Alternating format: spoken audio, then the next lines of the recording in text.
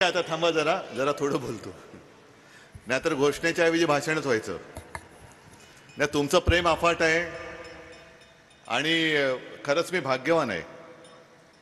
आज माझ्याकडे त्यांनी पक्ष फोडलाय, पक्ष चोरलाय, धनुष्यबाण आपली निशाणी चोरले, तरी देखील जातोय तिथे गर्दीच गर्दी उसळते. आणि हे बघितल्यानंतर त्यांच्या पोटात आणखीन दुखतंय. पोटात दुखलं की आणखीन गर्दी वाढते, मग आणखीन पोटात दुखतं, आणखीन गर्दी वाढते.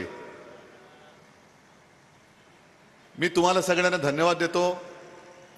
इथे माझं स्वागत झालं, शिवसेनेने तर केलंच, पण खास करून काँग्रेस आहे, राष्ट्रवादी आहे, सर्व आपल्या मित्रपक्षांनी अगदी दिलदारपणाने स्वागत केलं. आणि इथे सुद्धा त्यांचे कार्यकर्ते इकडे आलेत. शिवसेनेच्या वतीने मी एकच सांगेन की नवीन समीकरण झाल्यानंतर आपली पहिली निवडणूक आहे. हे समीकरण का करावं लागलं, कसं झालं, हा इतिहास तुम्हाला कल्पना आहे. पण हे नवीन समीकरण आपण सरकार तर चालवून दाखवलं. 2.5 वर्ष अगदी तुम्ही सांगायचं उत्तम होतं का कसं होतं, पण चालवलं. मग त्याच्यामध्ये शेतकऱ्यांची कर्जमुक्ती असेल, 10 रुपयामध्ये शिवभोजन असेल, आपत्ती काळातली मदत असेल, काही असेल, आणि करोनाचं संकट,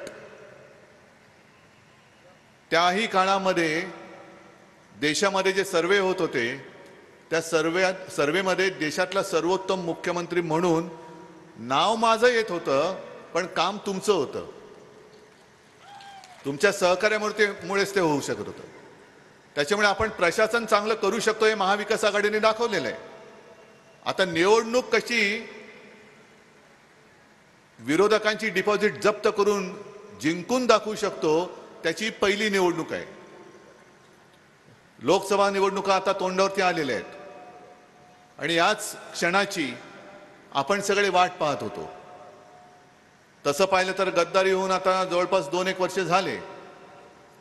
मी 2 वर्षात आलेलो नव्हतो, कारण म्हटलं 2 वर्ष जाऊ द्या, आपल्यापेक्षा कर्तबगार असतील हे गद्दार तर दाखवतील दुनियेला, दाखवा ना तुमची कर्तबगारी. जे माझ्यावरती आरोप करत होते की यांनी उद्धव ठाकरेंनी घरी बसून राहिले, अरे मी घरी बसून राहिलो तरी एवढी लोक माझ्यासाठी काय येतात? आणि तुम्ही आज जे दारूदारी फिरताय, नुसतं सरकार आपल्या दारी, तसं नाहीये.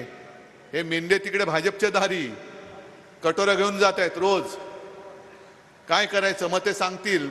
उठ म्हटलं का उठायचं, बस म्हटलं का बसायचं. आणि तसा करणाऱ्यातलं मी नाही, तसा करणाऱ्यातलं मी नव्हतो. त्यानं इकडे कठपुतळीचा खेळ पाहिजे. सूत्र ती दिल्लीमध्ये आहेत, मग ती दोरी हलवली, कठपुतळीचा खेळ तुम्हाला कल्पना आहे ना, काही गावात असेल अजून. मग वरती त्याची सूत्रधार असतात. एक बोट उडवलं की खालती जे कठपुतळी असते तिचा हात वर होतो, दुसरं केले की तंगड्यावर होतात, आता तिसरं केले की खाली डोकं वर पाय होणार आहे यांचं. तर आपण तसे काही नव्हतं, यांच्या हातातलं बावलं नव्हतं.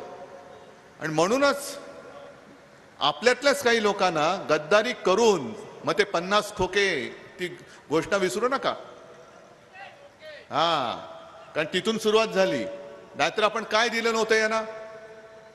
इथल्या सुद्धा खासदाराला कोण होता तो, काय केलं त्याला, कशी त्याची भरभराट झाली. हळदीचा प्रक्रिया प्रकल्प सुद्धा हा मुख्यमंत्री म्हणून मी मंजूर केला होता.